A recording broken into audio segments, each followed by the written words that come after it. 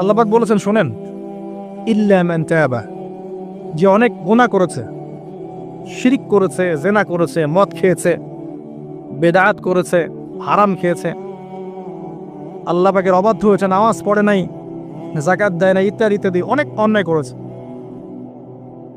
একদিন তওবা করে ফিরে এসেছে। আল্লাহ পাক বলছেন ইল্লা মান তাবা, যে ব্যক্তি তওবা করে ফিরে আসলো, ওয়া আমানা, এবং ঈমান নিয়ে আসলো, ওয়া আমিলা আমালান সালিহান, এবং এখন থেকে সতামল করা শুরু করলো, হোক সে নারী বা পুরুষ, যে কেউ, যে কোনো বয়সের, যে কোনো বর্ণের, যে কোনো ভাষার, যে কোনো দেশের, এগুলো কিচ্ছু যায় আসে না আল্লাহ পাকের। ইন্নাল্লাহা লা ইয়ানজুরু ইলা আজসামিকুম ওয়ালা ইলা সুওয়ারিকুম ওয়ালাকিন ইয়ানজুরু ইলা কুলুবিকুম ওয়া আমালিকুম।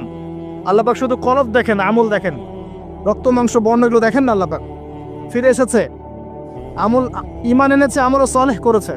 আল্লাহ পাক বলছে উলাইকা, এরাই তারা, ইউবাদদিলুল্লাহু সাইয়্যাতিহিম হাসানাত, এরাই সেই ব্যক্তি যাদের সমস্ত গুনাহকে আমি আল্লাহ নেকি দিয়ে পরিবর্তন করে দেব। সব আল্লাহ অপেক্ষা করছেন আপনার জন্য। আপনার কাছে আসার গল্পটা হোক আল্লাহর কাছে আসা গল্প, এই জেনার কাছে আসার গল্প দিয়ে কোনো লাভ নাই। আল্লাহ পাক যেটা বলেছেন লা তাকরাবুজ জিনা, জিনার কাছেও যেও না, আপনি দেখবেন এখন বলা হচ্ছে জেনাটাই হচ্ছে কাছে আসার গল্প। আমি বলি শোনেন, নিমের ডাল দিয়ে দাঁত মাজেন, নিম গাছের ডাল আছে না, নিমের ডাল দিয়ে দাঁত মাজেন, এই পেস্ট ছেড়ে দেন, বয়কট করে ফেলেন, দেখবেন কয়দিন পর ক্ষমা চাবে যে ভুল হয়ে গেছে, আমরা এগুলা অ্যাড বানাবো না।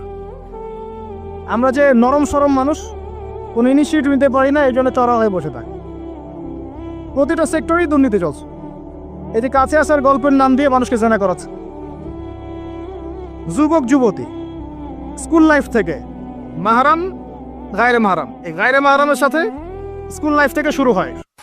স্কুল লাইফে পড়ছে ক্লাস 8, 9, 10, ক্লাস 8, 9, 10 এর মেয়েরা, ছেলেরা এখন অ্যাডাল্ট। এরা এরা এমন কিছু করে যে আপনার কল্পনাও নাই।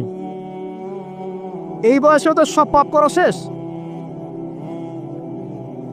এগুলো সাক্ষী আপনারাই, আমার উপর আমাকে ভালো মন্দ বলেন না, এগুলো সাক্ষী আপনারা নিজেরাই। নিজেদের ঘরগুলো দেখেন।